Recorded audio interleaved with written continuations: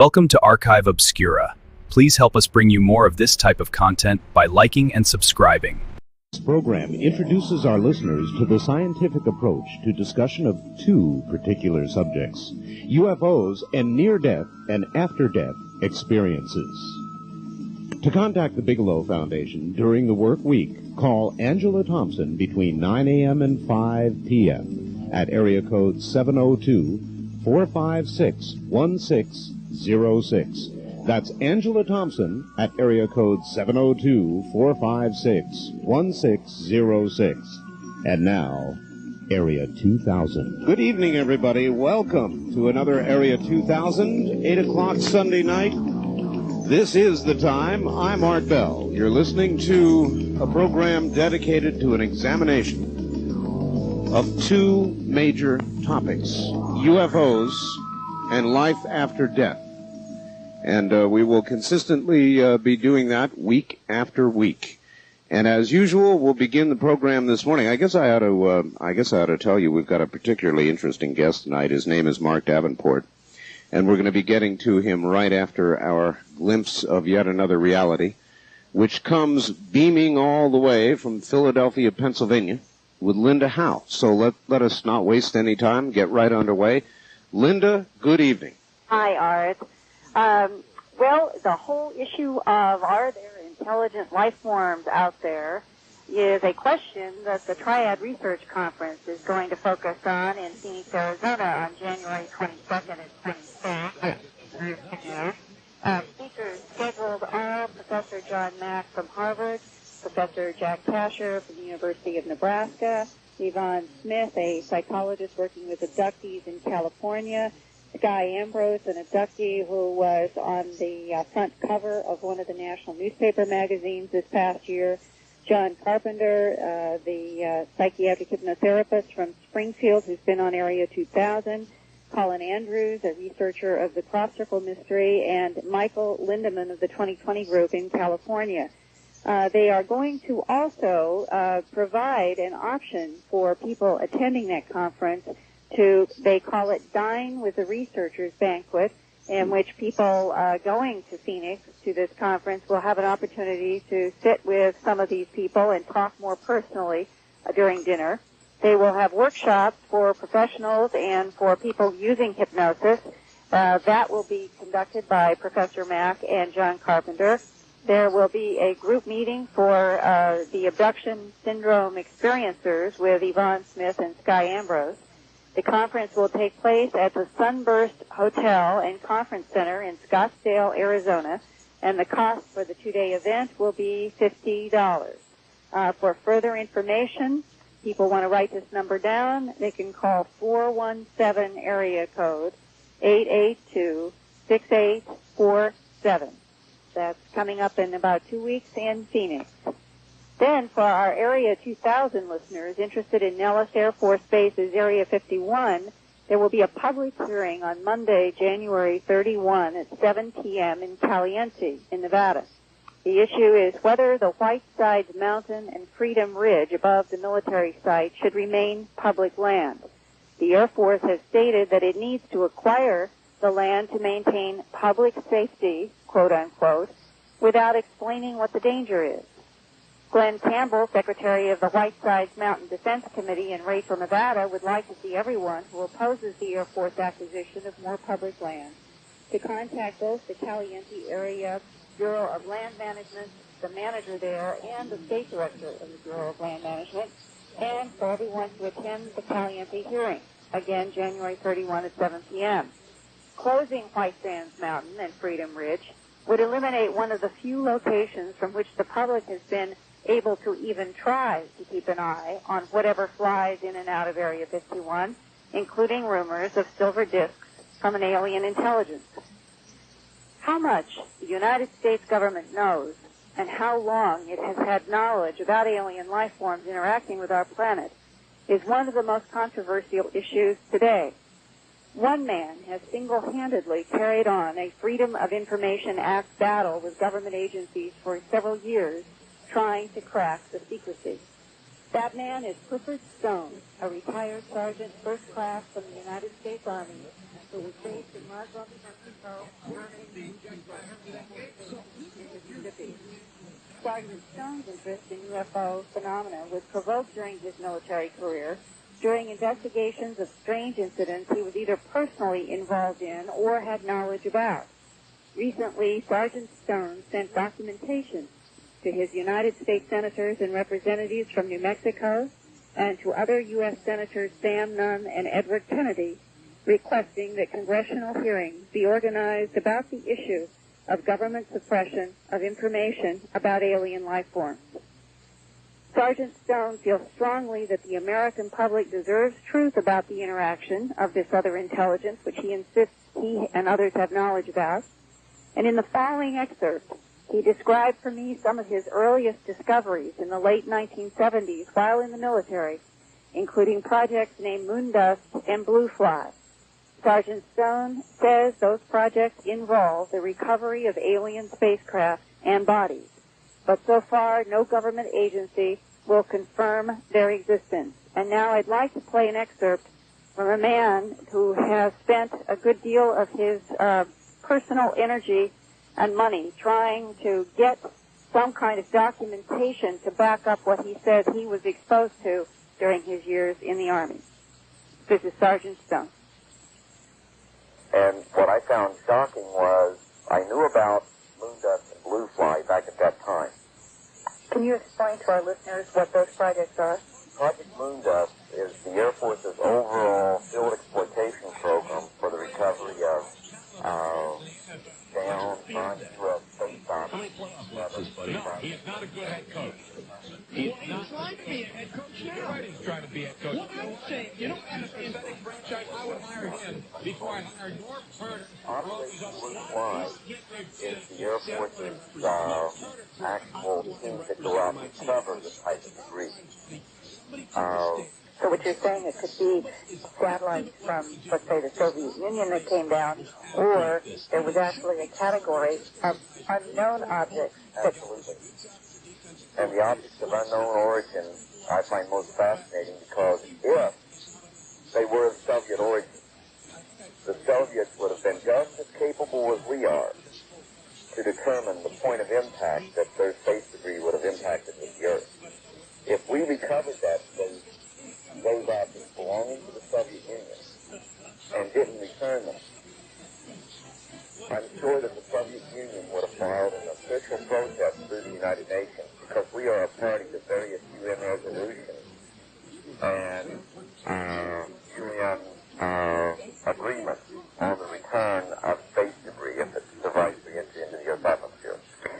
So during your military duty, did you ever know for a fact or see documentation of an unknown object that fell under Project Moondust and Project Blue Fly that actually was, from your point of view, from somewhere else outside this planet? Oh, I'm pretty sure we had several situations where that happened. I even have documentation on cases that go back into the 60s that to this day the military, the intelligence community, will not talk about. We have a case in Kecksburg. I was at Lockwood Air Force Base when they brought that in. I didn't get to see the object. It was covered with canvas. This is the one from Kecksburg, Pennsylvania. Kecksburg. I was in Pennsylvania. Happened December 9th, 1965. And it was shaped a little bit like an acorn. It was shaped like an acorn. Everyone laughs the way I try to explain it, but to me, if you see these old-fashioned concept drops with the king center, right, that's the best way I can identify it, seeing it under the top, because I had it tied down tightly. Well, what was the, either off the record or other scuttlebutt about it when you were in the military? I went ahead, and the individual that made it possible for me to see it was not a UFO buff. He did not believe in UFOs. Due to the job that he had to be out there. So when he went out, his function only required him to be there maybe 15, 20 minutes. I got to stay in the car and parked outside of the fence line, but I could see the hangar where it went into real good from the fence line. And this was at which military installation? located? It was located about 20 miles south of Columbus, Ohio. Okay. Anyhow, when he went in there, his intent, he knew I had an interest in UFOs. His intent was, let me see it, and I'm sure he planned to come back out and say, see, it's a Soviet craft, we're going to return it to him.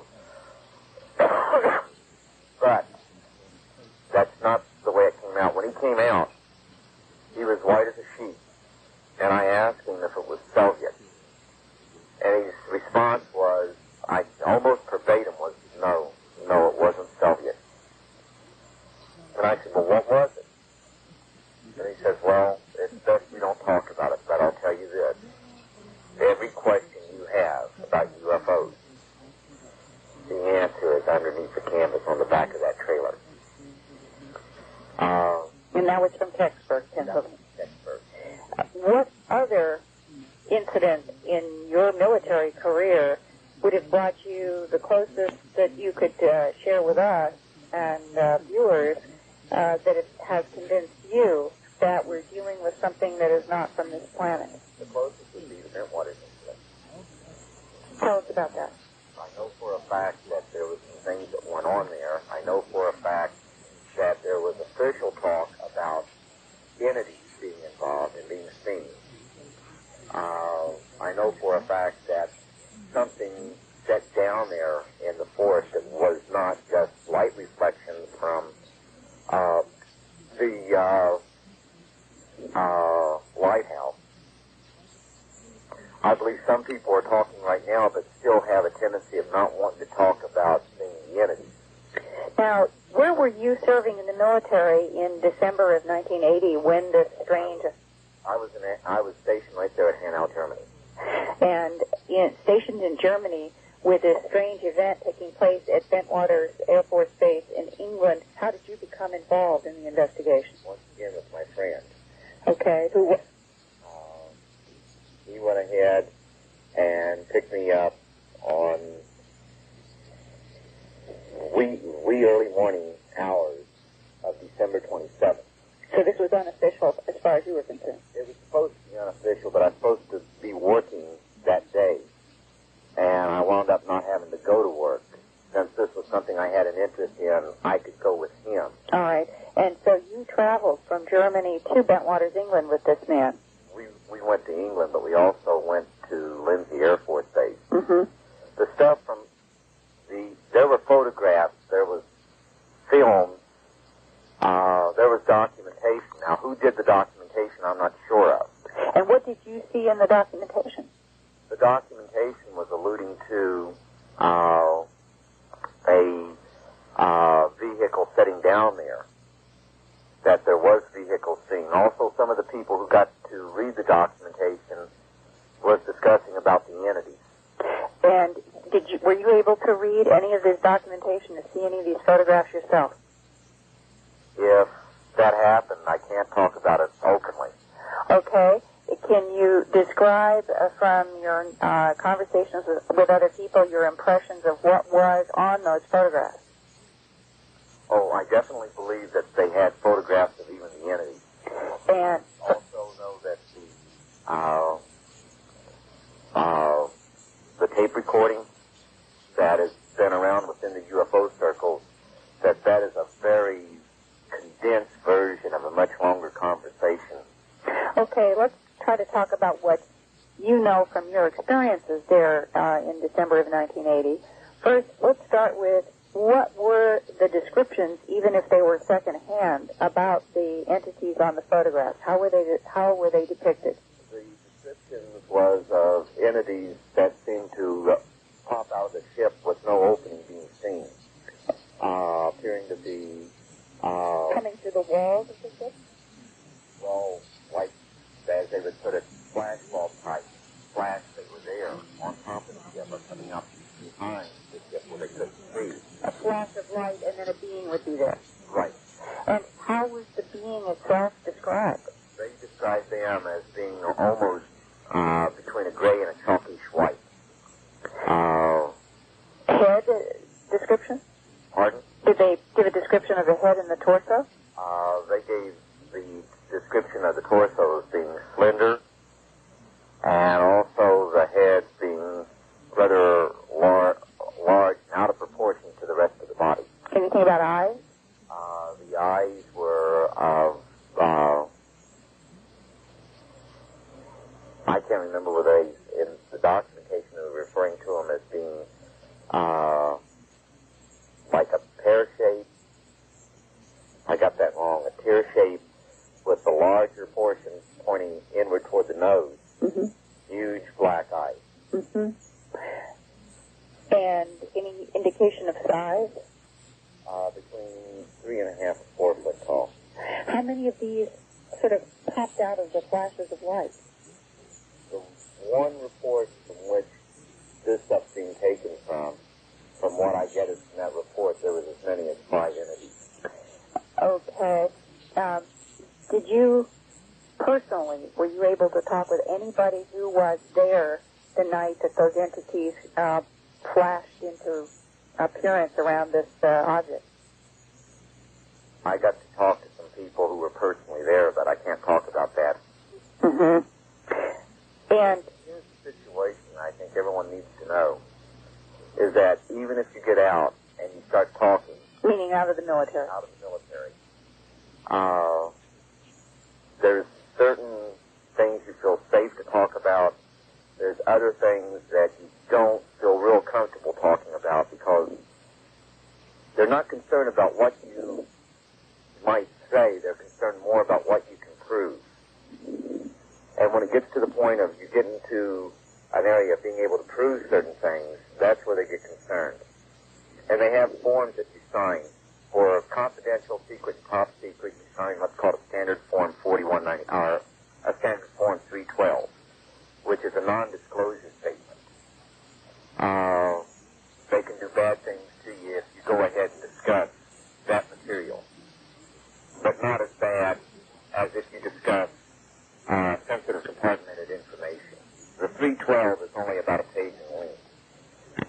If you are privy to what's called sensitive compartmented information or extremely sensitive information, which falls under the Special Access Program, then you sign what's called a standard form 4193. And it's roughly 5 to 6 pages in length. And what they can do to you there is much, much greater than what they can do to you on merely breaking information that might be confidential, secret, or top secret. what is so threatening to the military and the government about UFO information? My personal viewpoint and belief is that they're concerned about the technology falling into the hands of some other country. I know this was long, Art, but I feel that it is so important to share information for persons and associations who have had military experiences with things that would appear to fall both into the category of some kind of recovered craft that was not considered to be from here, as well as some kind of non-human being. Right.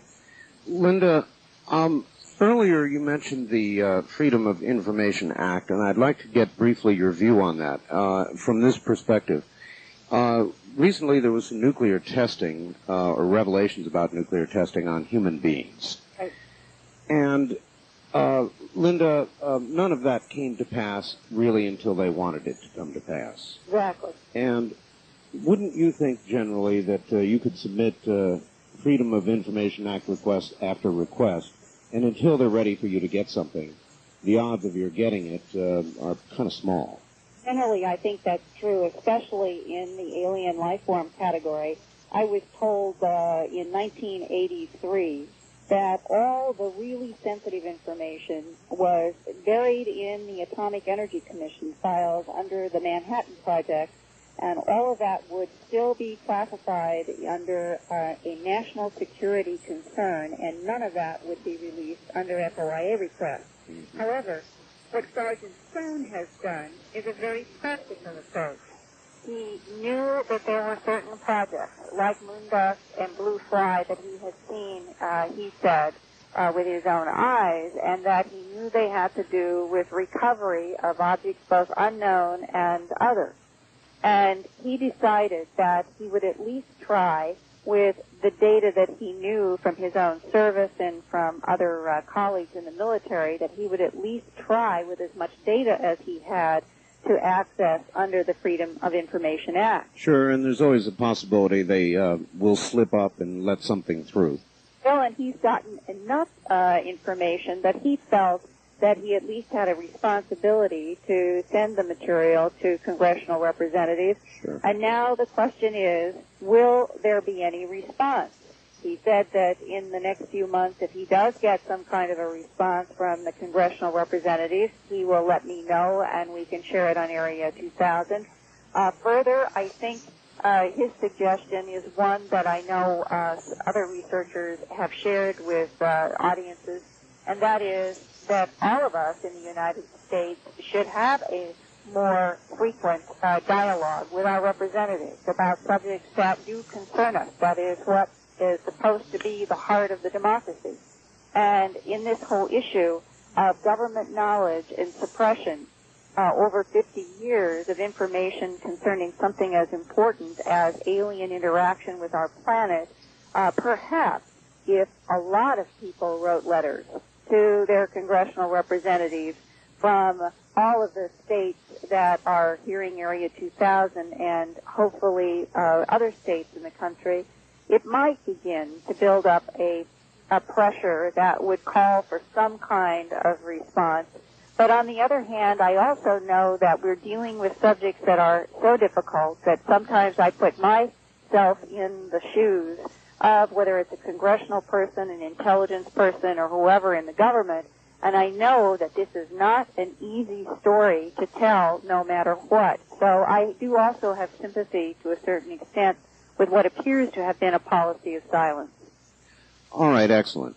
Well, as usual, it was a great report, tantalizing information, and we'll have to see where it goes. Next week, if one of my sources is available, I think what I'm going to do, since I think the Bentwater story is so important, that I may do even a further in-depth for some of our listeners who may not know about the Bentwaters, and I don't have time to go into it in great depth tonight, but I think that I will go in depth on that story, and if I can, I'll do that next week. Bentwaters appears to be a serious enough incident that it launched a number of researchers I know into looking into all of this. It's apparently that solid. Linda, we'll look forward to hearing from you next week, same time, same station. All right, Art. All right, take care. Thank you. Yeah, bye-bye. All right, that's Linda Howe, and consistently fascinating reports. And now Mark Davenport. He is a lifelong student of UFO phenomena, has researched UFOs and abductions intensively for 20 years. He studied chemical engineering at the University of Missouri at Rolla, worked as a manufacturing engineer for a number of years before becoming a full-time freelance writer in 1985.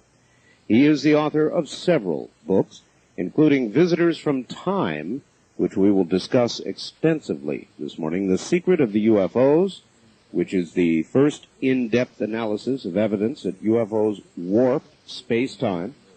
His articles have appeared in several popular magazines, including Analogue Science Fiction, Science Fact, UFO Universe, and UFO Magazine. He lectures on and debates the subjects of UFOs and abductions, edits works by other ufologists, and has appeared on numerous radio and television programs. He's editor and co-founder of Contact Fund. In just 1 moment, Mark Davenport.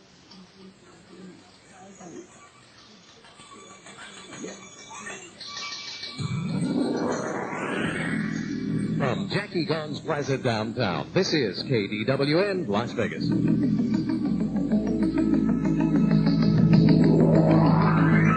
For the entire western United States, this is the Talk of the West, KDWN. Good evening, Area 2000 in progress. Mark Davenport on the telephone. Mark Davenport, hello there. Yes. Good evening. Welcome to the program. Thank you. Glad to be here. You have written a number of works, and will talk to us, I guess, about a number of things that I've been very curious about.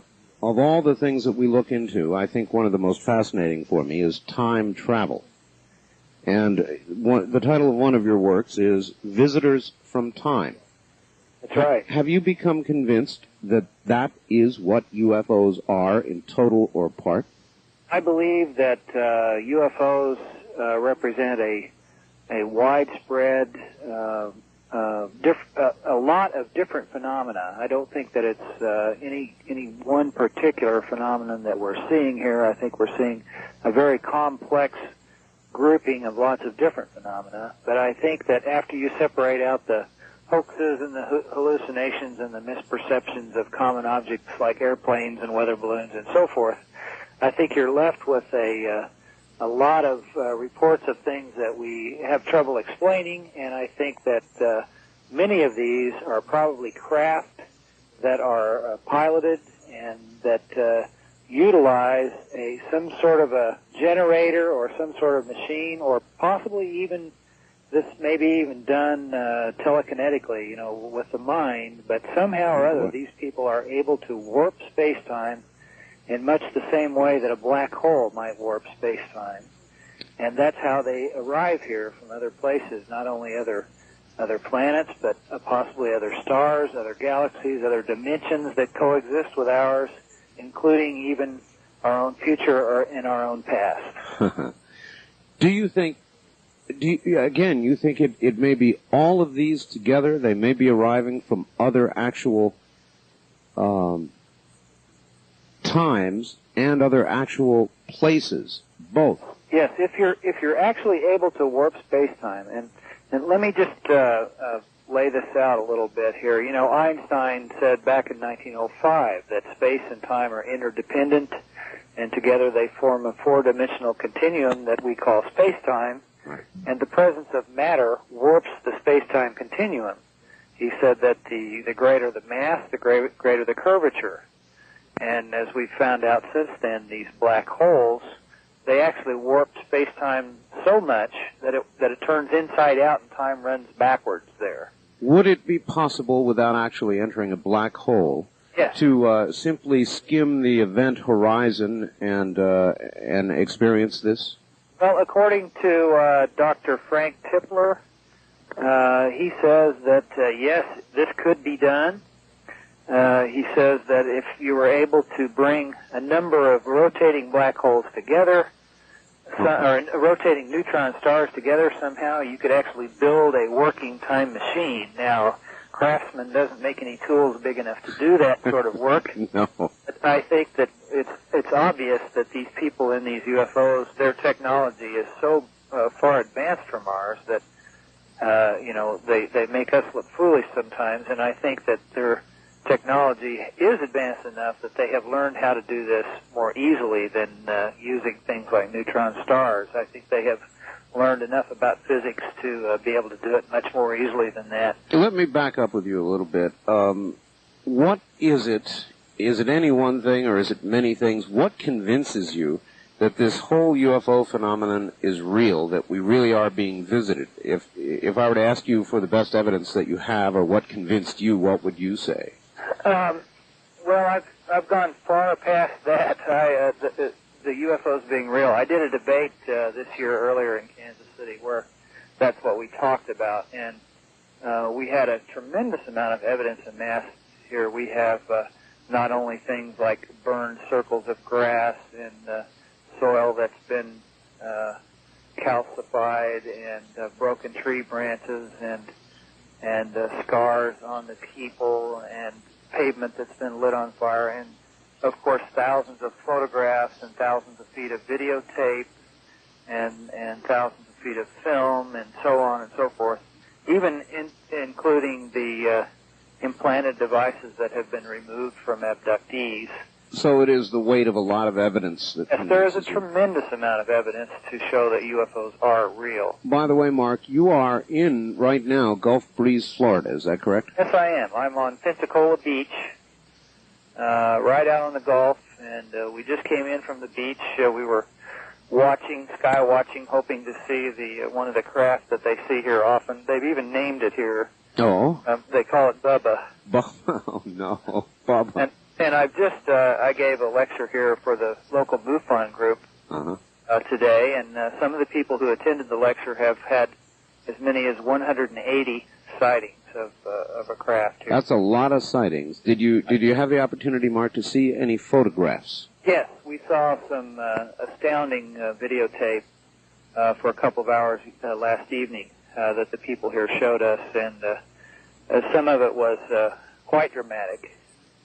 And they saw these things from a number of different locations. They were able to triangulate and find out how high the objects were and so forth. Does anybody in Gulf Breeze have any good reason for why Gulf Breeze as opposed to anywhere else? Well, it's all speculation, of course. People have speculated many different reasons.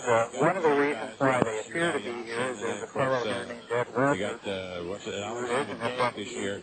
But Bob Kudelski comes out of nowhere, one of the leading scorers in the league, leading scorer on the team, and they trade him away. I know they want some defense, but how do you trade him away a guy who put the puck in the net for? I think we're going to be the only guy in the All-Star game. Strange, to me what's strange about this is he goes to Florida now. Another one that just came out about 3 weeks ago, which I haven't had the opportunity to read, but it appears that Ed sees these more often than other people, and sometimes they seem to appear out of nowhere when he happens to be there. So there's been a lot of controversy surrounding him. Yes. What's your feeling regarding his credibility? Well, I was unable to meet him when I was here. I was hoping to meet him, but he didn't come to the presentation, and I didn't get a chance to meet him. But I do know that some very good experts have studied some of the photographs that he has taken and have pronounced them genuine as much as they're able to do. Bruce Maccabee has looked at these things and has said that he can't figure out how these things could have been faked. And of course we have lots of other photographs here in this same area that were taken by other citizens here who some of them didn't even know Ed Walters, and they were taken with different cameras at different times, and they look the same. And we also have a great deal of testimony from people that they have seen things here on a number of different occasions. I mentioned a while ago that one couple here, the Morrisons, have seen UFOs on 180 different occasions. Wow. So that's, and on most of those occasions, Ed Walters was not anywhere near. So, yes, I'm convinced that they are seeing something genuine here now. Nobody knows exactly what these are. It could be some sort of military craft that's highly secret and that we don't know about. They could be alien. They could be something else that we're unable to even conjecture what they are. Is there a military base close enough to offer an explanation of that sort where the secret stuff goes on? Yes, there's Eglin Air Force Base is close here. But that's the case. You'll find that in most of the country. There will be a military base close by just about any place. Indeed. All right. Well, let us once again jump forward. In the little things we ought to talk about here, they've got a section where it talks about 100,000 mile per hour flight, 180-degree turns without sound or damage. Well, obviously, if human biological animals went through that, they would be a puddle of biological soup. Right, that's right, yeah. So how in the world could that ever be done? Well, if these things have some kind of generator aboard or whatever it is, something that creates a field around the craft that warps space-time, then that craft is totally enveloped in that field so that it's carrying its own little private universe around with it. It's outside of our normal space-time, and it's sort of like the idea of a fly flying around inside your car, and you're traveling down the road at 70 miles an hour, or 65 if you want to be legal. And this fly is just buzzing around your car. It has no idea that you're going that fast because it's totally encased inside the car. When you slam on the brakes because someone turns in front of you, the fly still buzzes around. That's totally unconcerned about what's happening outside. even though the air outside is rushing by at 65 miles an hour. That's a good analogy. And I think that possibly this is the same way with these craft. They're inside this little bubble, this little private universe that's outside of our normal space-time. And inside that, it could be that even though it appears to us they're traveling at, say, 20,000 miles per hour, they may actually, to them, they may be traveling at 20 miles per hour. And so when they appear to stop instantaneously in reverse direction and travel 20,000 miles an hour in the other direction, it could be that they're making a leisurely turn and going back at 20 miles per hour to them. See, time is relative.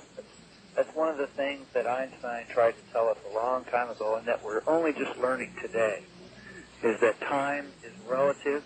Time is not what we think it is at all. In fact, it does not even exist as we think of it. It is an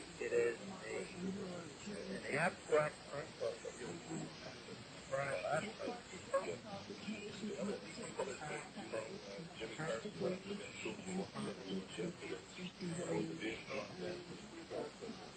Think of ourselves like horses, rivers, can't do anything about it. We're going to go towards the future, but the quantum physicists are telling us now that that's not really the case at all. In fact, as early as 1980, in Other Worlds, Dr. Paul Davies pointed out that he said that there seems to be no strong reason for supposing that the flow of time is any more than an illusion produced by brain processes, similar to the perception of rotation during dizziness. In other words, he's saying that the stream of time is an artifact of our own consciousness. And so that, and this is exactly what a lot of people who have been contacted and who claim to have been taken up into these ships. Well, that makes it quite a mass delusion then, doesn't it? Yes, it does. It does. But now this is quantum physics. This is not some far-out New Age idea. This is something that's coming from the cutting-edge people in our universities who are studying subatomic particles, and this is what they're finding out. Well, then, I once saw an intriguing movie about time in which it was kind of a romance, and I can't recall the name of it. I keep thinking of Time After Time, but that wasn't the one, in which a man literally thought himself into the past. And what you have just described would seem possible if what you're saying is correct. That would seem possible, that you could, with your own mind, if you knew how to do it, travel in time. How do you react to that? I think it could be possible. I've recently been reading a book called The Holographic Universe by Michael Talbot, in which he describes something similar to that. Dr. Fred Alan Wolf has a book called Parallel Universes, in which he describes what quantum physicists are finding out about the nature of the universe and about time. And what they are finding out is that when they do studies with photons and studies with subatomic particles, the observer in their experiments actually flavors the experiment, or actually determines what happens in the experiment.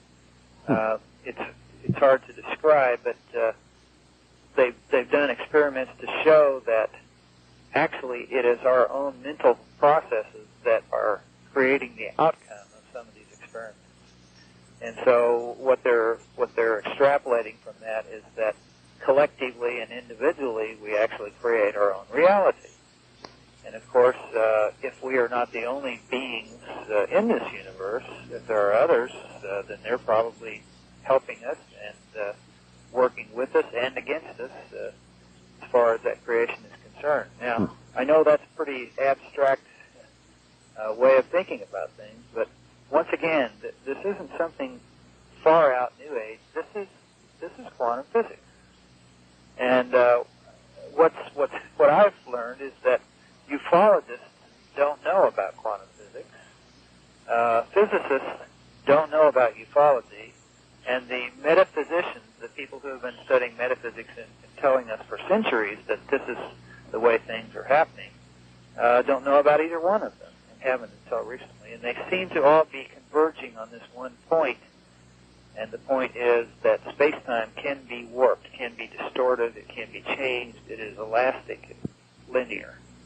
Well, then it seems to me we could perhaps yield a very great deal by getting these groups together for sort of a let's talk about it sort of session. Has anybody done that, or is that underway now? Or Well, I think, yeah, that is being done to more of an extent now than it was in the past. I, for instance, have started a newsletter called Contact Forum, and the whole point of the newsletter is to get people to communicate with one another. You know, we have, in ufology, we have a bunch of factions. We have channelers who say that they're getting information from somewhere out there, and it's they're telepathically receiving this information and writing it down, and they're sharing it with each other, with other channelers. But the nuts and bolts ufologists, up until very, very recently, have not even looked at this information because they consider it to be unvalid, because it's not, you know, they can't put it in a jar and put it on the shelf. I know, but you know, Mark, more and more with the people that I've interviewed, like yourself, in the last couple of months, I've found people turning to this same sort of area. So there's a movement underway in the UFO community, and not by everybody, but by now I think more significant numbers than ever. And you're about the fourth or fifth guest I've had that's talked about this sort of area. So you're beginning to get some company. Yeah, I think that's true, and we're finding that with the newsletter. We're finding that we're getting people from all different angles, people with different perspectives, to join the discussion and to listen to what other people have to say. We have people who consider themselves contactees, those who consider themselves abductees, and they're talking to therapists and to investigators and researchers, and sharing all these different viewpoints. And I think my idea, and the idea of Pam Meyer at Wildflower Press when we started this newsletter, was to get to just shake the trees and let all the leaves come back, the ones that are truthful and the ones that aren't, and then we hope to end up with the truth in the end of that. So I really think that's a good approach. Well, the nuts and bolts work has been going on for a long time, Mark, and sometimes when you don't find something, you've got to figure you might be looking in the wrong place. That's right. That's one of the things that I told people at my presentation today, that back in the 70s, when I really got into this thing hot and heavy, and even before that, when I was 10 years old, I saw my first UFO. And at that time, that was 1962. Can I talk you into getting a little closer to the phone? Yes, can you hear me better now? Oh, that's so much better. At that time, we had been studying these things for many years already, 15 or 17 years, and we still hadn't come up with any good answers. People had assumed that since they didn't seem to be from here, they must be from out there somewhere, but they didn't know where for sure. That was about the same time that Betty and Barney Hill were abducted in New Hampshire, and Betty asked her captors where they were from, and they showed her a star map. And Marjorie Fish, of course, compared the stars' positions in that map. Betty drew a representation of it under hypnosis, and Marjorie compared those with known star patterns, and she thought that maybe they came from the reticulum system, Zeta 1 or Zeta 2 reticuli. Well, that explained that particular sighting quite well, but it didn't answer a whole lot of the other questions. For instance, how is it that these people are able to interbreed with us as they appear to do? Why do so many of them look like this? How could there be so many? You know, Jacques Vallée has estimated that they may have landed here as many as 3 million times. And if they're all coming from 37 light years away at that other star system, how could that possibly be? And there are lots of other things that it didn't explain, like why do they come more often on Wednesdays than other days, and so forth. Is that so? They do? Well, if you study large statistical studies of these things, the large statistical segments of data, you find out that if you plot these on a graph, you find out that there are more seen on Wednesday than any other day. There are more seen on Tuesday and Thursday than there are on Monday and Friday, and so forth. And that wouldn't make any sense to me if they're coming from light years away. There probably aren't any Wednesdays in that other star system. But no, but there may be a parallel reference of time of some sort. that's possible, too. too, but there are other things, like I mentioned. Can you share a few of the numbers with us? In other words, Wednesday by how many? Or what percentage? I don't have the numbers in front of me, but I think it's enough to be significant. It's like it's a couple of more percent on Wednesday than on any other day. Huh. It's not a huge spike in the curve, but it is statistically significant. All right. A lot of It also goes into other things like they're seen more often in July than in September than other months, often on the 24th than any other particular day of the month, and so forth. We also found in many cases the UFOs are seen in one particular state and not in neighboring states, as if they're observing state boundaries. And some of these things indicate to me that these things might possibly be human-oriented. They might be from our own future, for instance. In those cases, they would have reason to observe our own times and our own calendars and our own state boundaries and our maps and so forth. They would be able to interagreed with us. They would be able to walk in our gravity without problems. They would breathe our air without worrying about viruses and so forth. But people from other planets probably would not. They would be probably frightened to death to try to breathe our air for fear of viruses. Sure. Well, this is an actual question, but it relates to time. Is there anybody in the United States doing any serious work on the possibility of time travel? Is there anybody? Oh, yes, I think so. I'm talking about nuts and bolts work here. Yes, as a matter of fact, there's a man I met at Eureka Springs conference earlier this year. His name is Dr. David Froney, and David is a field propulsion engineer. He is one of the people who is trying to duplicate the things that the UFOs do. And he told me, after he read my hypothesis about warping space-time, he said, yes, that's what I'm talking about. And he said, our calculations show that there is no reason why, once we learn how to do this, we shouldn't be able to travel at literally 1,000,000 times the speed of light.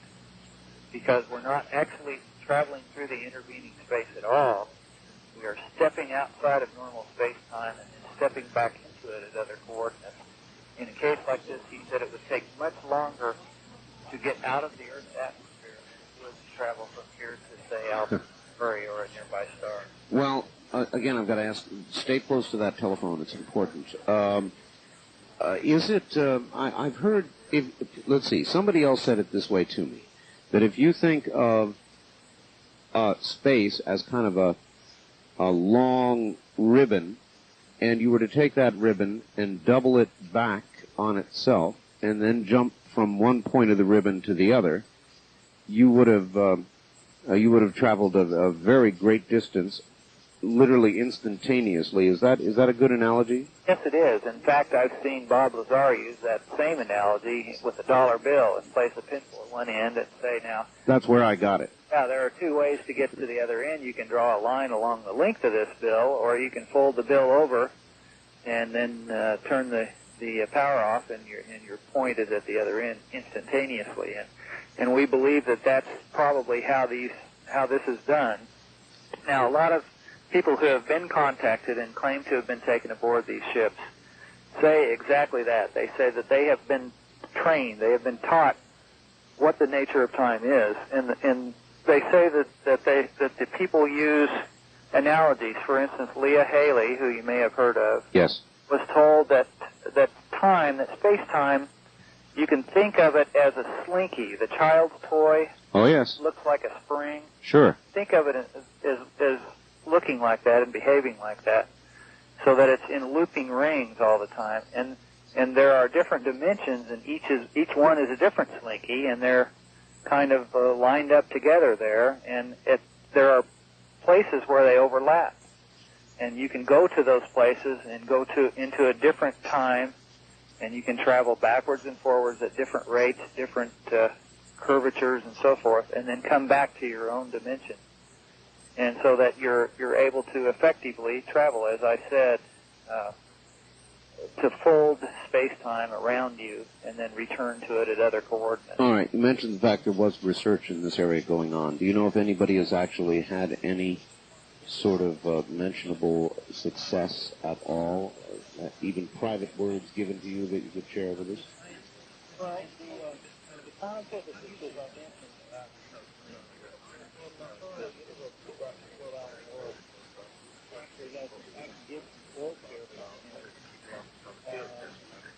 this is done mathematically, but they worked in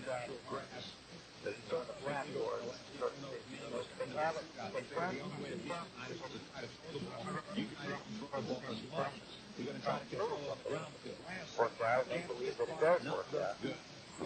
He says anything that appears from glass time machines, devices that enable a conscious being to travel in time backwards and forward must be destructible if parallel worlds exist. And then he says, assuming that the general theory of relativity is correct, then time machines and parallel universes must exist. And he goes on to talk more about this. Now, boy, I'd sure love to know how far it's been developed and what's been done. Well, Carol Alley, Oleg Jakubowicz, and William Wicks verified the existence of backward through time travel at the University of Maryland in 1985. They performed some photon experiments. You may have heard of this, where they had an experimental setup where they had two slots, and they passed a photon through one or the other slots, and they didn't determine which one it was until the very last nanosecond. And what they were trying to prove is that the photon was either a particle or a wave, so that it either went through one slot or the other. Mm-hmm. And what they found out is that it is both. And this presented a paradox to them, because in order to be both, then it had to travel backwards in time so that it could go through both slots at the same time. Yes. But nevertheless, this is what they found, and of course it astonished them, and it has astonished a lot of the people who have since duplicated the same experiment and come up with the same results. And what it tells them is that time, the nature of time, is not what we think it is at all, and that since these particles can apparently travel backwards in time, then anything can travel backwards in time once you are able to build a machine that's able to accomplish it. All right, well, here's a fairly standard question. If indeed it is possible, then the question is, well, then why haven't we been visited by many travelers in time? To which I can imagine your answer might be, we are being visited. That's right. I think we are being visited now. I think we have been visited throughout our history, and I think that our visitors were probably here before we were here. They may have even had something to do with our genesis, with our beginnings. Do you feel that their experiments, and I should tell you we're coming close to a break here at the top of the hour, but do you feel that their interest in us is genetic?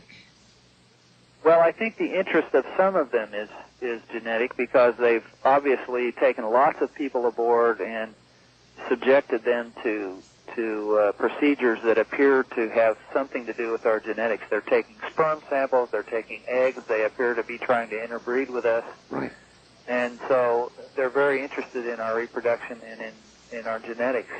There could be lots of different reasons for this. As I mentioned before, if they're able to warp space-time, now this probably means that they can literally be coming here from millions of different places, different planets from everywhere.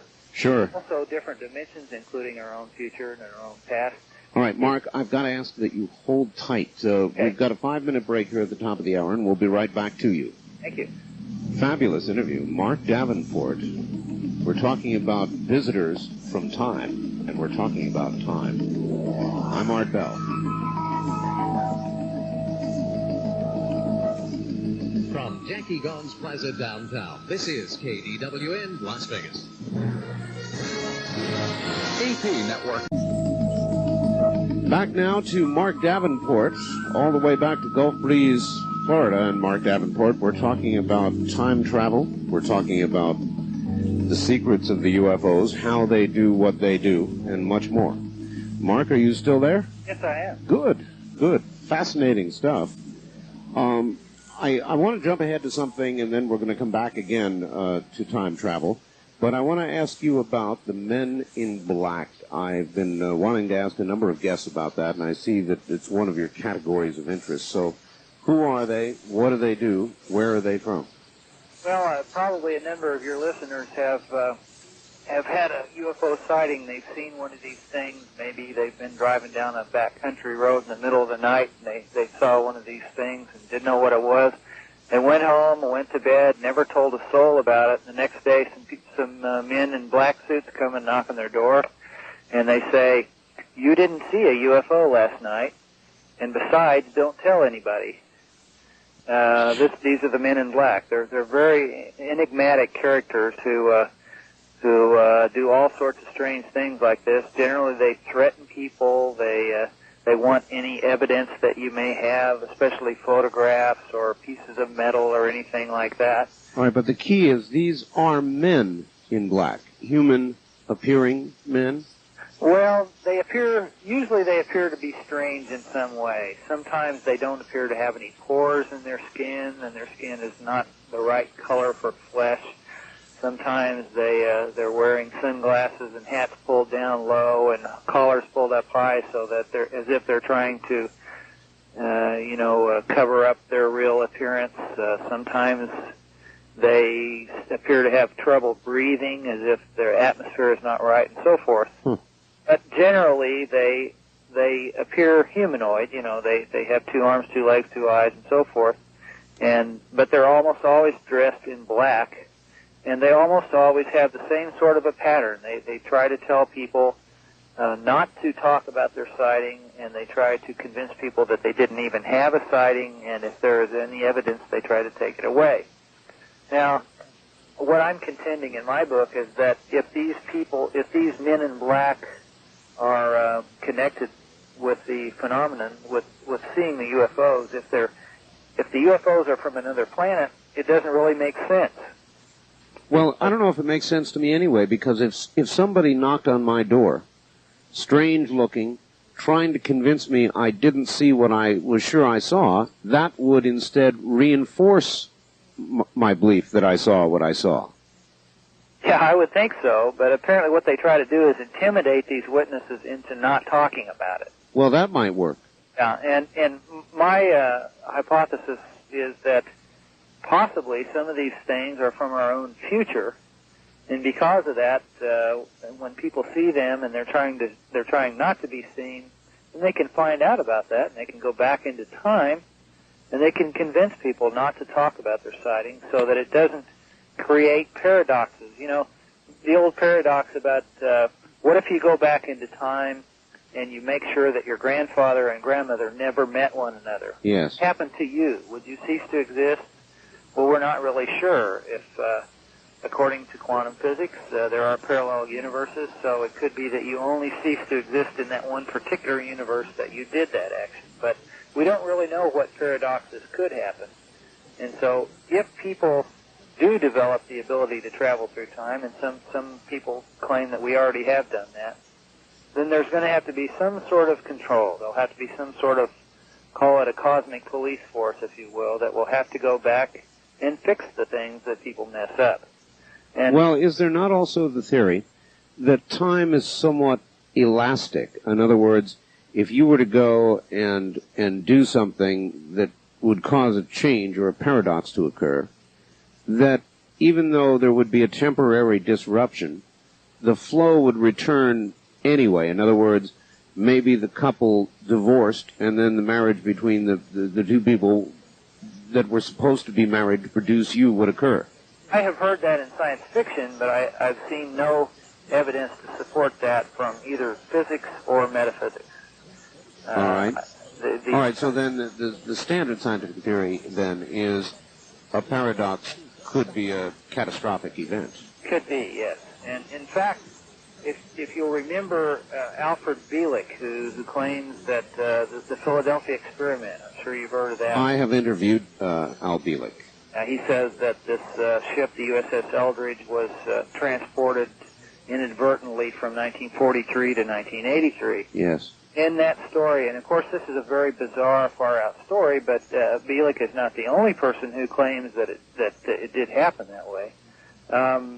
According to him, the reason that they had to go smash the equipment aboard this Eldridge is so that a wormhole that they had inadvertently created between 1943 and 1983 could be destroyed so that it wouldn't swallow everything up. They didn't know what the consequences of this might be if they didn't stop it, nip it in the bud, so to speak. Do you have any view, by the way, on the credibility of all that?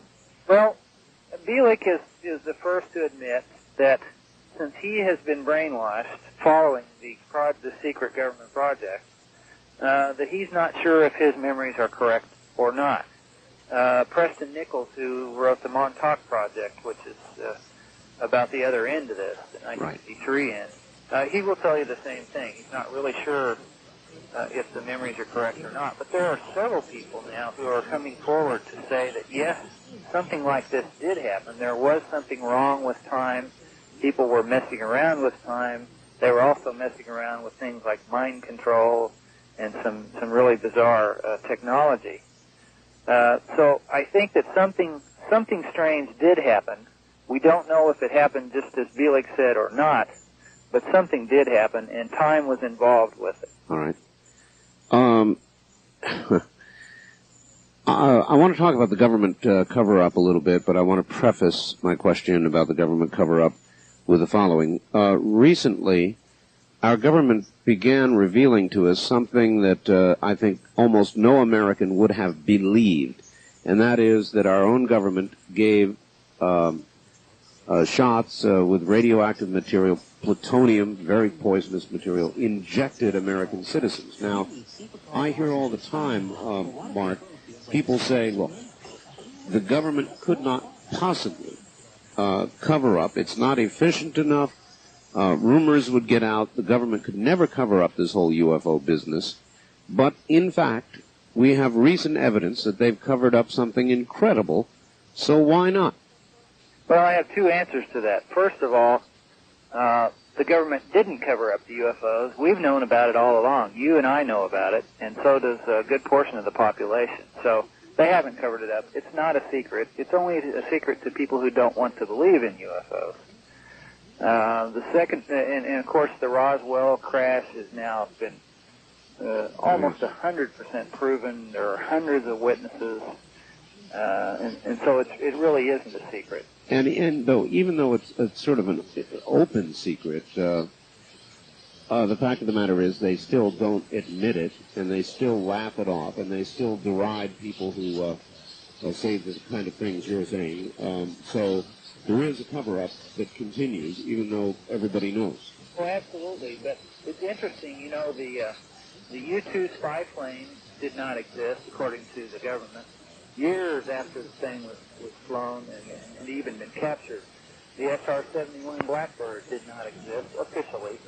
And in fact, Area 51 does not exist officially. If you try to delve into the official records and find out about that area in Nevada where these planes were developed and where now we're talking about the Aurora plane that's Mach 7 or something like that is supposedly being developed, they don't even admit that the facility exists. So it is a standard government procedure to lie about things like this. It's standard procedure. And, of course, you're talking about the people who were injected with radiation. It's common knowledge that the CIA, for years, gave people LSD. They have, our government has... Yes, well, my point was, until they wanted us to know it. Yes, we didn't know it. We didn't know it. And God only knows what it is that they're keeping from us that they don't want us to know. The government is very good at keeping secrets. The Manhattan Project, for instance, was kept a secret. And we have all sorts of technology of weaponry that is secret. Well, I don't think they have any problem with keeping this a secret. And even as you point out, when it's openly known, they don't admit it. I lived for many years on the island of Okinawa, out in the Pacific, and every single day and night, many times, KC-135 tankers would take off and refuel B-52s that were en route to Vietnam. Now, every day, the Okinawan press, the television stations, would go out and they would actually film the 135s taking off. And they would go on the air with it the next day. This went on for years, and they would get a military spokesman who, while he was denying it, saying, absolutely not, they're not on the island, the video of the 135 taking off would be on the screen. Yes, that's the standard procedure. That's the way governments work. That's the way military works. And anyone who's ever been involved in any intelligence agency will tell you that that's one of the first lessons that they learn, is that if you deny things often enough, people will believe the denial, and that's the objective. Well, precisely. What is it Linda Corteil? Or is it Linda I guess Tile or Teal? That's not her real name. Bud Hopkins gave her that name to protect her true identity. Cortila, I think, is the way he pronounced it. Cortila.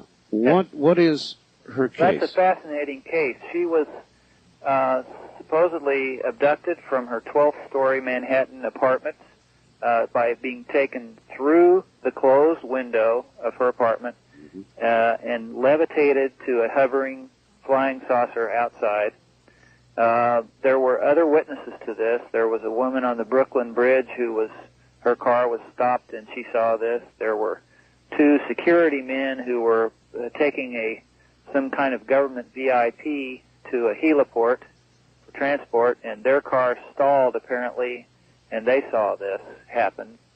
And at first, Bud Hopkins did not realize this. When the girl came to him and told him that she'd had this abduction experience, he kind of filed it away with all the other hundreds that he gets, and didn't think that it was anything too unusual until he had these other independent witnesses come and tell him about a similar experience, and when he started putting the dates together, he found that they matched. So this made it very, very important, not just because there were multiple witnesses, but because one of them was a very important government official. And the interesting part about this to me is that Bud has been criticized for accepting some of the testimony in this for the reason that there is a dock that should be in view of the apartment. It's a dock where workers, I think it's a newspaper place where newspapers are made. Right. And these workers should have been out on the dock at that time, and they should have been able to see this thing. If my hypothesis is correct, it could be that one of these UFOs could be right in front of your eyes, and if it's encased in this field, enveloped in it, it would be invisible. Could be invisible under certain conditions. It could be invisible, so that the people who are in other directions and who are at further distances or nearer distances may have been able to see something there, whereas the dock workers may have seen nothing. Recently, Bob Lazar, who says that he was, employed to reverse engineer these things, he was asked a question up at the little alien there near you. If you had one of these things and you had this gravity field around it, and you had the field to such an extent it was strong enough that you could actually bend light around it, could it become invisible? And he said, yes, it is. He says if you're underneath the thing and you're looking directly up at it, you see the sky above it. Right. He says that he's seen this from actual experience. So it could be that it's something like that did happen. There's another case that Bud's working on right now, the so-called Washburn family in Australia, where a man was taking photographs of his family on the beach, and they disappeared. And during their disappearance, apparently they were abducted for a period of a couple of hours. Meanwhile, nobody on the beach noticed anything, even though the father was down there frozen in time with his finger on the shutter of the camera. And so, once again, you have a situation where nobody really saw anything, and nevertheless, the abduction did occur. So it could be that it isn't that so much that they are invisible, but they appear to be invisible because you can see right from behind the craft. It could be right in front of you. All right, there seems to be a strong hint that one way or the other, gravity is a factor in the propulsion system of these craft, or if it's time travel, again, that large magnetic fields are produced. There should be large amounts of electromagnetic radiation occurring in the vicinity of these craft or in the path of their travel, and one would imagine that that could be detected and measured. And if that could be done, I'm leading you down a big road here, Mark, why couldn't a person put together some sort of device that would warn of large electromagnetic radiation, almost an alarm? Does that make any sense? Well, ufologists have been doing that since probably the 60s. They have been building these little magnetometers and having them on their front porches, and whenever the things go crazy, they go out and look for UFOs, and often they see them. So as far as that's concerned, yes, there are electromagnetic fluctuations that occur in the vicinity of these things. Now, some of the points that I've tried to make is that UFOs appear to have the ability to emit electromagnetic radiation of all different frequencies, from the lowest wavelength of radio waves up through microwaves, infrared, the whole total visible spectrum, ultraviolet, X-rays, gamma rays. Do they shift through it? Do they shift through those spectrums, or are they in all spectrums simultaneously? Well, at times they shift from one to the other. At times they're radiating different spectrums at once. It's kind of an electromagnetic soup of all different sorts of things. But it appears to me that it could be that almost all of this radiation, you see, electromagnetic waves, whether it be radio waves or gamma rays or anything in between, are exactly the same except for the wavelength. In other words, the frequency, the distance between one sine wave peak and the next. And so if these things are surrounded by this field that warps space-time, then they could have just simple heat being radiated from them. And as it goes through that field, the field itself could have a Doppler effect on it. It could actually change the wavelength of that so that it's a different frequency. So that sometimes when we see these things at night and they're glowing so brightly, we're seeing all kinds of different colored light displays and so forth. It could be that we're seeing nothing more than the heat that is subject to a Doppler effect from the hull of these things. Huh. Boy, absolutely fascinating. Of course, we have also measured all different frequencies of radiation. There have been many cases where people have been sunburned. You may remember the Cash Landrum affair down in Texas, where the percipients, they not only had ultraviolet, they were sunburned, but they also appeared to be subjected to either gamma rays or X-rays, some kind of hard radiation. They had radiation sickness and were hospitalized off and on for a period of years after that. There have been other cases where people have been subjected to extreme heat. There were a couple of sentries atop a fort in, I believe it was Brazil, back in the 50s, who they had to strip their clothes off. They were screaming because they were on fire. They were so hot, which could either be large doses of either infrared or microwaves. There have been many cases where radio waves have been detected. When one of these things is near, you can have a radio, and throughout all bands of the radio, there's nothing but static. There have been cases where even gamma rays apparently have been detected. Some of the gun camera film aboard the Air Force planes that chased these things, even though they never opened the shutters on the gun cameras, all the film was fogged inside. Wow. And so all frequencies of radiation have been detected. Now, how do they do that? Do they have some kind of transmitter in there that transmits all frequencies? And if so, why? So I think that's probably what we're seeing is some kind of a Doppler effect coming through that field. Well, a large magnetic field, a very large and powerful magnetic field, would probably radiate on most frequencies, wouldn't it? No, not necessarily. And also, if we had, for a long time it's the common theory that UFOs are nothing but big magnets. They were riding on the Earth's magnetic line of force. You've seen the demonstration where you take a piece of paper, put a magnet under it, sprinkle iron filings on it. You can see these little lines of force. Yes. On the paper. And the Earth it's just a big magnet, the North and South Pole, and it has these lines of force. For a long time, people thought that these things were magnets, and they were traveling along those lines. The reason they were spinning is so they wouldn't flip over and get hit and drown. That's not the case. Were electromagnetic only. Then the field, it's been calculated how strong when these things stop cars, for instance, on a highway, Right. The magnetic field would have to be so strong that it would not only leave residual magnetism, it would not only leave a signature in the metal, but it would also bend the metal itself. It would blow out all the circuits in all the radios. And incidentally, it would blow out the fuses in power grids that were nearby and so forth. Almost like the EMF effect. Yes, and we have not found that to be the case.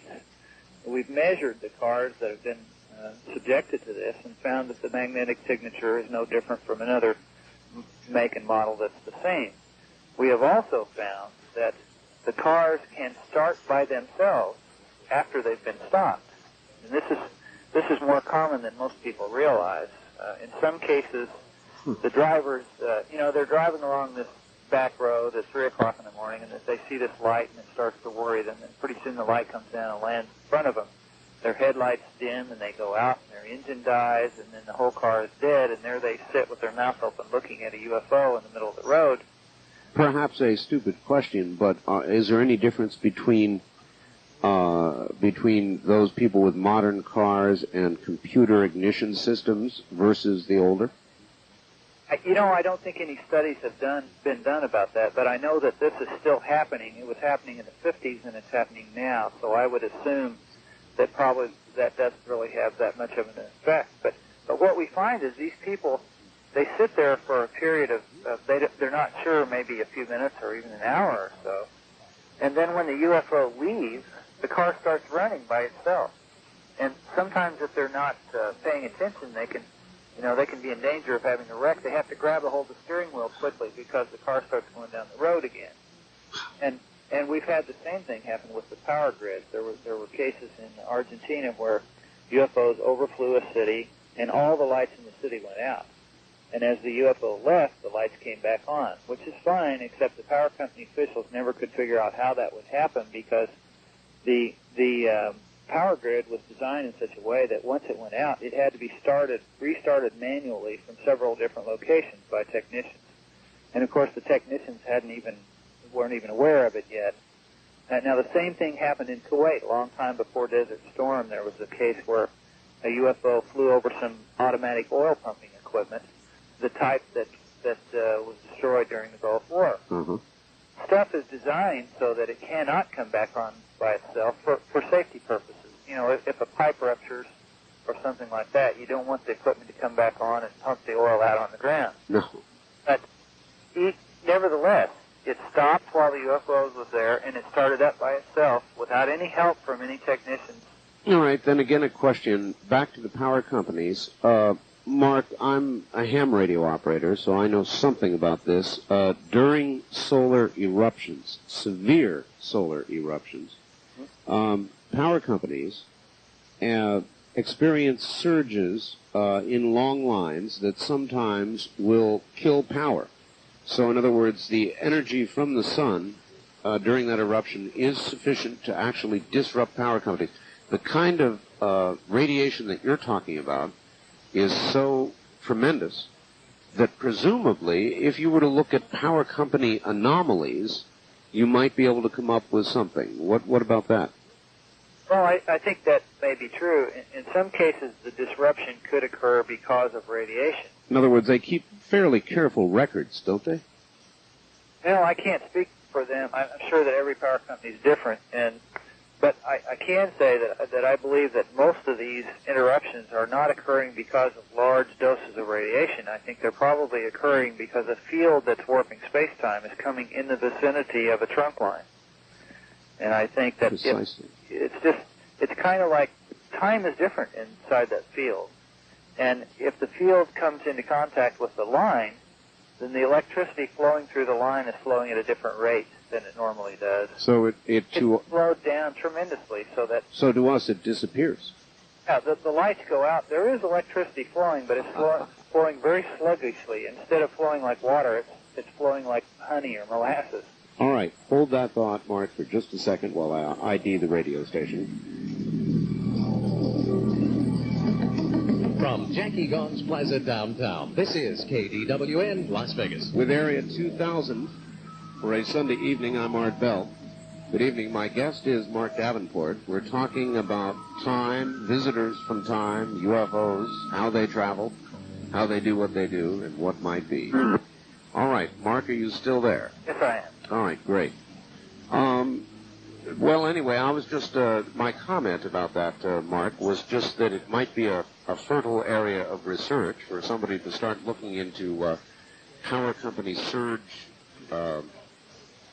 records, or for any anomalies, particularly in the large systems that would notice something like that.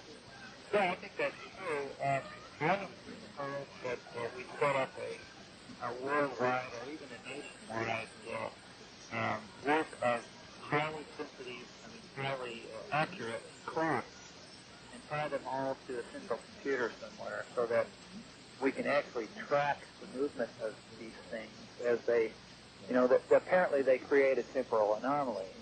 Probably a good place to put these clocks would be in the houses of the abductees who say that they're being taken nightly or weekly or so forth. Another good place to put them would be in the aircraft that actually are sent to scramble to chase these things. Right. That you could actually, you could determine by doing this, if you had enough of these in enough places, you could probably tie them together and use them just like a radar network. You should be able to see a path as these things cross. Wow. That's an awfully good idea. A lot of people are doing abduction research now. I found that UFO researchers who have, started at the beginning many years ago, come to a point where they settle their mind that the UFOs are real. Then they begin to move into abduction research, and most of them seem to say that's where they think we should be concentrating now, on the abductees. Do you agree with that? I think so, absolutely, because it reminds me of our SETI program, the Search for Extraterrestrial Intelligence, where we were spending millions of dollars to look clear out to the edge of the universe in hopes of finding signs of intelligent life by decoding radio signals. Meanwhile, UFOs are landing by the hundreds of thousands in people's backyards.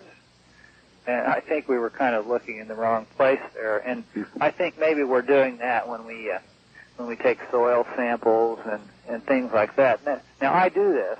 I'm not trying to run this down, but I do think that maybe we're concentrating too much on the effects of these things rather than the cause.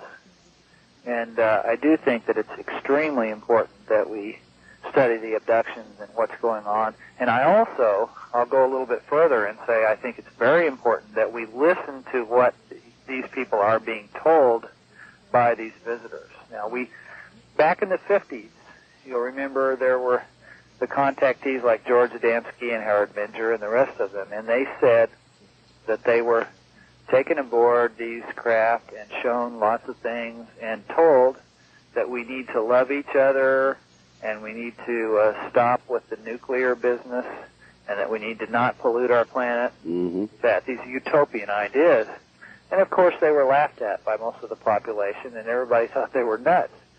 And now we're finding out that we're in a situation here where if we keep up the way we've been going for the last few decades, if we keep it up much longer, we're not going to be able to survive on this planet. And so maybe what these people were being told, maybe they weren't nuts. Maybe they were contacted, and maybe they were being told these things legitimately, because now, since we didn't listen to the contactees, that was about the time back in the 60s when the abduction started in full force. And now we're finding, I've asked all the abductees that I've asked, which is the last 30 or so that I've talked to, I've asked them 3 questions. Do you consider yourself an environmentalist? In other words, are you concerned about what we're doing to our planet? Do you consider yourself a human rights advocate? Does it bother you that what we're doing to minorities and so forth? Do you consider yourself an anti-nuclear advocate? And without exception, every single one of them has said yes immediately to all 3 of those questions. Recent converts, Mark, or had always been that way?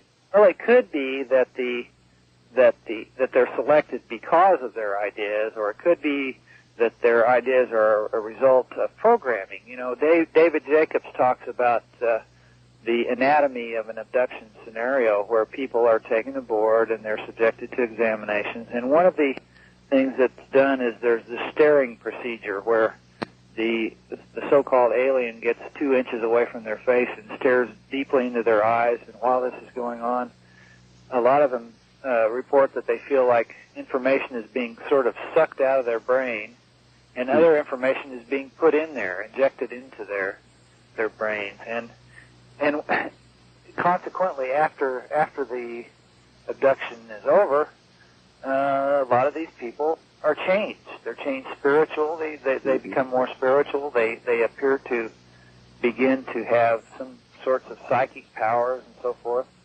and, you know, more ESP and things like that. And also, it appears that they're actually changing the way our attitudes about each other and about our planet. All right. Let me lead you down a road. Would you agree that it is true that abductees frequently are abducted many times, or that even over a series of a period of a lifetime, or even beyond to the relatives of the abductees? Is that true? Yes. Almost invariably we find when someone is an abductee, if you delve deeply enough into their family history, you'll find out that in most cases they were abducted from the time they were infants or children, and in most cases you'll find someone else in the family, the mother or the son or someone else who was also abducted. All right. That being the case, Mark, it occurs to me that you could literally send a message to the aliens, perhaps through an abductee, and I wonder if that's occurred to you, and if it has, or it hasn't, I'd like to ask anyway. If you could send a message to the aliens, what would it be?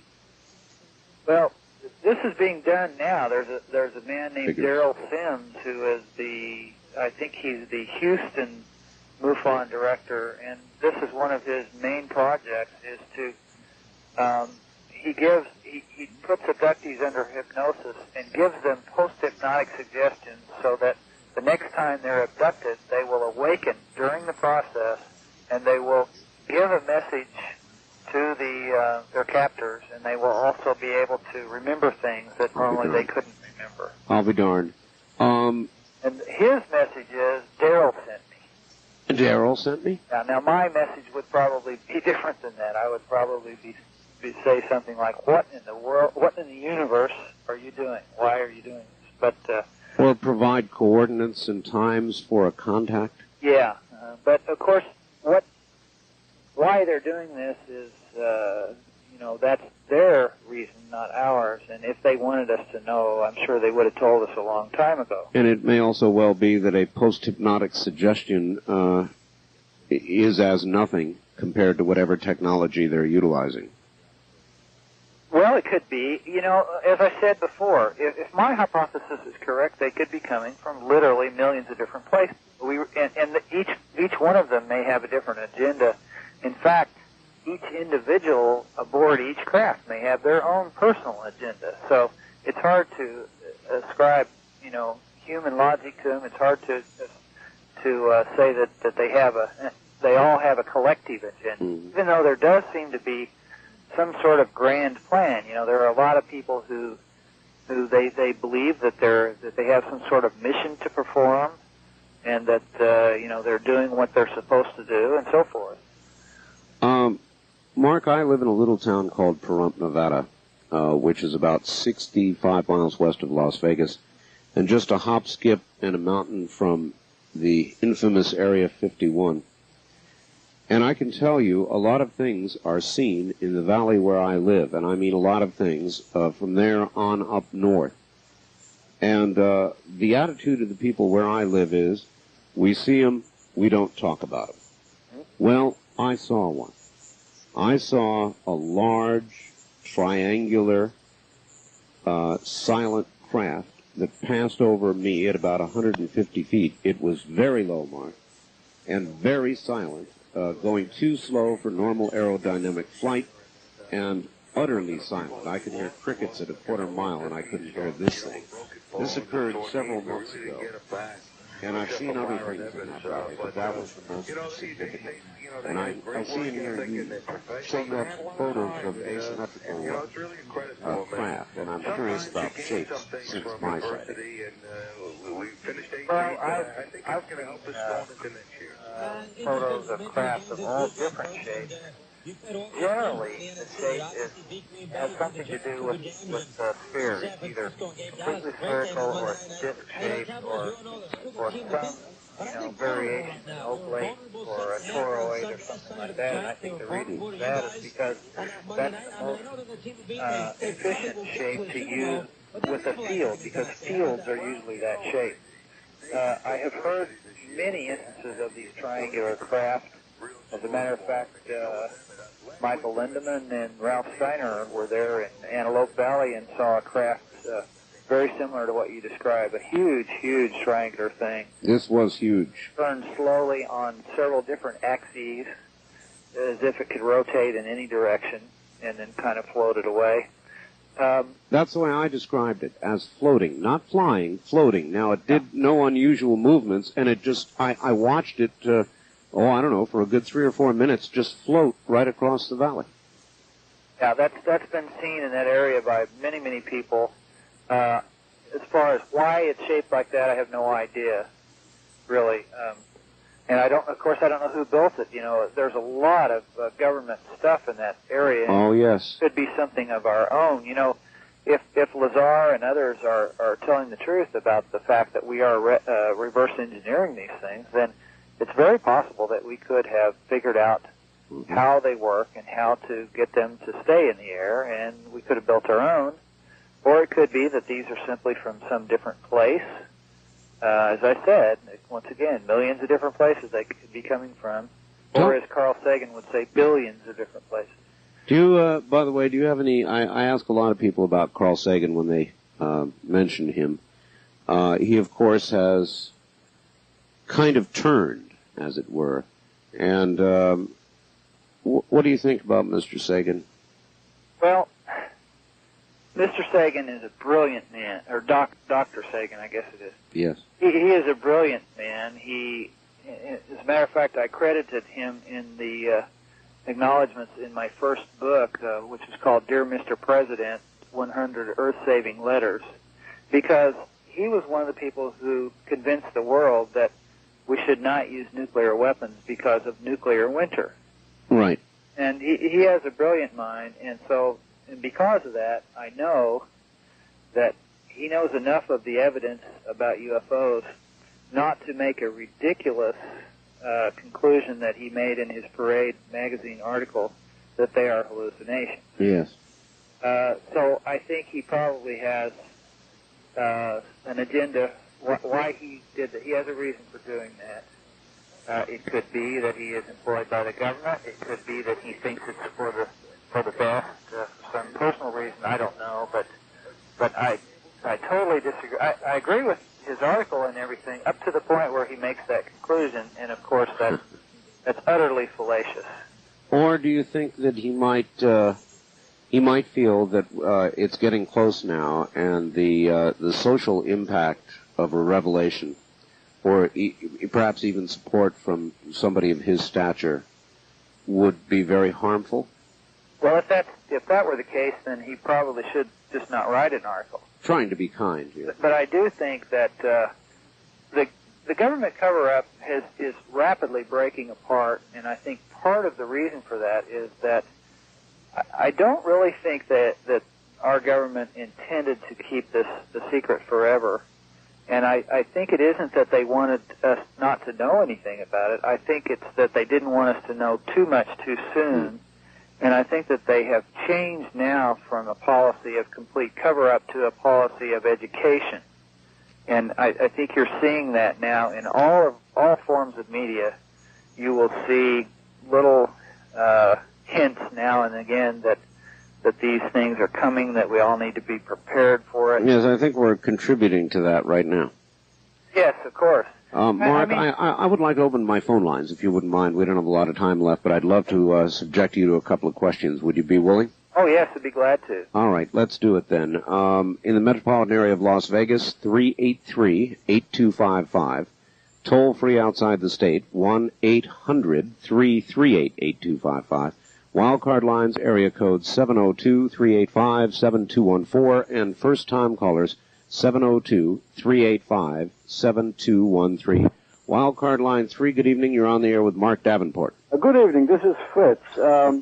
Mark, I haven't had a chance to read your book yet, but it seems to me you've done your homework. You mentioned David Ferning, time travel, and conductee. Now let's go to the best source of it. What do you think of the Billy Meyer conduct case? I'm sure you have your mind expanded on this case. What is your opinion? All right, Fritz, listen on the radio, please. He loves to ask everybody about the Billy Meyer case. Mark, what about it? Well, I'll tell you, a lot of people who have studied Billy Meyer's photographs have been baffled by how he could fake them, and I think possibly the reason for that is maybe they aren't faked. Some pretty high-powered photographic experts have failed to show how he could have faked these things, especially since the man only has one arm and he doesn't have. Steven Spielberg's people looked at these photographs and said, yes, we can duplicate them. It will cost about $50,000 a piece. So if he's doing this with a Polaroid camera and one arm by himself with very little funds, then he's more of a genius than we know. So I think that we should take a very serious look at these. I think they could well be genuine. All right, fine, Mark. Let me make one interesting point about Meyer. All right. He has said that the reason that his photographs are clear is that he is taking them at a time when he is instructed, you can take them now, and he has tried to take photographs when he's not instructed to, and they don't turn out. And I think maybe the reason for that is the field around these craft is being manipulated so that he can take good photographs. All right. Good evening. On the first-time caller line, you're on the air with Mark Davenport. Yes, Mr. Bell, I would like to ask Mr. Davenport if he believes that these sightings of UFOs or these entities have anything to do with biblical beings like angels or demons. All right, thank you. Religious ties, Mark? Well, I think there is very definitely a spiritual component to these things. I think they've been around, as I said, probably as long as we have. And I think that that what we're seeing now could be the basis of many of our religions, also our ancient myths and so forth. And I think that it's very possible that the angels of the Bible could be the exact same thing that we're seeing now, and we call them euphonauts or visitors or whatever. The Bible is full of classic UFO sightings and abductions. We have Ezekiel, for instance. We have Enoch. Well, that book that's apocryphal, but we have Elijah and Elisha that were taken up into something. We have the pillar of cloud by day and the pillar of fire by night that led people through the desert. We have the Star of Bethlehem and all sorts of instances of things that could be interpreted as classic UFO sightings and classic abductions. We have Saul's vision on the road to Damascus. So I think it's very possible that these things are connected. And who knows? Maybe these UFOs are messengers from God. Who's to say they're not? Who's to say they're not? That's right. Line 1, good evening. You're on the air with Mark Davenport. Good evening, Mark. I was wondering, it's been said that for forecast is June 5th of 1995, you're supposed to make contact with us. What do you think of that? All right, thank you. I've heard all sorts of dates since the 60s. I've been hearing dates when they're supposed to do this or they're supposed to do that, and almost universally they don't. I think there may be a lot of reasons for this. For one thing, most of these dates they're channeled information, and usually all this information is subject to the interpretation of the channel, so that the information is not coming, for instance, it's not coming to us in English, it's coming in thoughts, and we have to interpret whatever it is that we're receiving. And even assuming that the information is correct, the interpretation may be wrong. Right. And of course, we also know that these people aboard these craft are notorious for lying to us about lots of things, including times and dates. a lot of people have sold everything they had and gone up and sat on top of a mountain at a certain date and a certain time waiting for the saucers to come pick them up, and they were still sitting there the next morning wondering, what in the heck am I going to do now? Pretty cruel joke. Yeah, so I wouldn't pay much attention to those dates. All right. Good evening, Wildcard Line 3. You're on the air with Mark Davenport. Good evening, Mark. How you doing, Art? Fine, sir. Yeah, I'm calling from Idaho. Okay. I wanted to ask Mark what he felt about some of the stuff that I've been hearing. I listened to, when I lived in Salt Lake City, K-Talk Radio, and they had this woman out in New Mexico who's publishing these journals called the Phoenix Journals, and I wonder what you felt about those and the validity of some of the stuff that's coming out through those journals. Are you familiar with them? Yeah, I am. All right, listen on the air, sir. Hello? Yeah, go ahead. Yes, I have read some of those things. Once again, I would kind of take it with a grain of salt, because even though I think that channeled information needs to be looked at seriously and studied scientifically, I do think that the great bulk of it usually it does not come to pass. There are all sorts of predictions about things that will happen. For instance, the photon belt, I think, was a big scare last year, or maybe the year before, where we were supposed to be coming into a period where the Earth would be the sky would be light all the time, and electricity wouldn't work anymore. You know, there are all kinds of things like this that are predicted, and nothing ever happens. Would you think the motive would be to confuse? In other words, if you send a bunch of people up to the mountaintop waiting for the saucers to land, and they don't land, the tendency of people is to just laugh it off, of course, and laugh at the person who went, and laugh at the whole idea, and it makes the whole thing a little more laughable and more easily concealed. Well, I prefer to think that that people are not able to interpret the information that they're picking up on. You know, there are a lot of people who are clairvoyant or audient and so forth, and they're able to pick up on information, and sometimes they get it right, and sometimes they don't, and they're the first to tell you that it's not really an exact science. It's not. There's not always a good interpretation, and I think that there is information there, whether it's coming from the collective unconscious, or whether it's coming from ETs, or whether it's coming from something else, from spirits or whatever. There is information there, but interpreting it and turning it into words and actual predictions is very, very difficult. And I think that's probably more of the problem rather than deliberate deceit. I can't see any reason for that, because if they wanted to conceal themselves, they could probably just not say anything, and it would probably work just as well. All right, we're so short on time here, we could do hours here.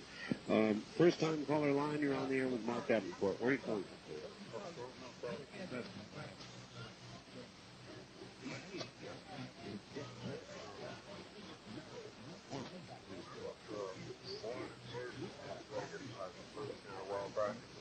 I saw something about 3 Thanksgivings ago that was really blew my mind. I was traveling to Vegas, and back before Thanksgiving, I did it on a Wednesday. I was going past Edwards Air Force Base about 3 o'clock in the afternoon. And I looked up ahead of me, and I saw up in the sky what I thought was a large crow or raven, something like that, black, kind of moving around in the air. And I was driving a 90 Aerostar van, which has a high windshield. And so as I got closer to this thing, I realized there was something in front of it. It was like a black line in the sky, and I thought, well, it's a plane pulling a target. Okay, we've got to hurry here. And so anyway, these things drifted across the road, and then they just stopped dead in the air. And one was a plane, a black plane that looked something like a stealth fighter. And this black line was in front of it. The plane just stopped dead in the air. There was no motion, no heat, waves, no noise, no nothing. And then the black line circled around behind the black plane and tilted on its axis, and another black plane appeared. It was, I guess I was looking at it from a different angle. I just sat there totally still with no engine noise, no nothing, and I was off the throttle. I had my window down a little bit, and I heard no engine noise at all, and they were just set in the sky, totally motionless. And as I drove under them, I tried to catch them in my rearview mirror, and they just disappeared. All right. Well, thank you for the story. Mark, that sounds different then, but with some of the same components of what I saw. And this would clearly indicate the kind of technology that either we've developed and we're much further ahead than we thought, or they have given us. Is it your view that we have their technology? I think that some elements of the U.S. government know one heck of a lot more about the technology than they're telling us, because I think as early as 1947, when one of these things crashed near Corona, and it was the people from Roswell Army Airfield recovered the debris and the object. I think since that time we've been studying these things very closely and trying to duplicate them, and it's very possible that we could have had some success at that. There are a lot of stories that we have been given technology in exchange for other things. It's possible that that could have happened. It would, as we said at the first of the program, it would follow the general modus operandi of our government. That's just exactly how the military works. It keeps things secret as long as it can to keep them out of the hands of the enemy. Mark, we're out of time. We're out of time. I have to stop. I have no choice. But what I am going to ask is that you hold on the line for a moment, because I want to talk to you about doing another show. So would you be kind enough to do that? I would be glad to. You're a wonderful interview, and this was not enough. Stay right where you are, Mark Davenport. Right. Thank you all. Thank you, everybody.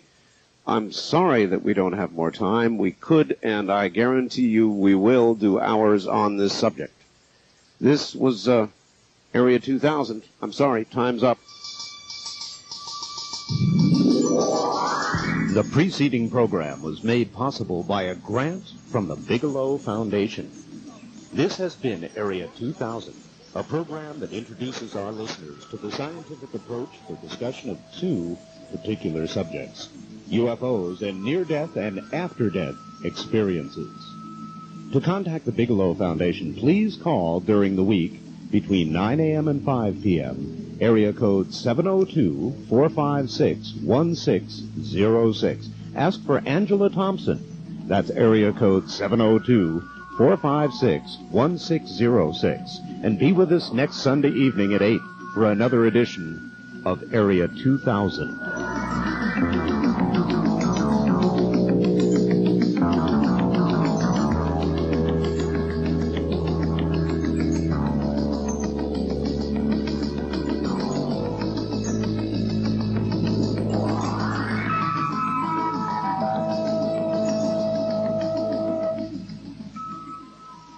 Plaza downtown. This is KDWN Las Vegas. Thank you for tuning in to Archive Obscura. Please like and subscribe.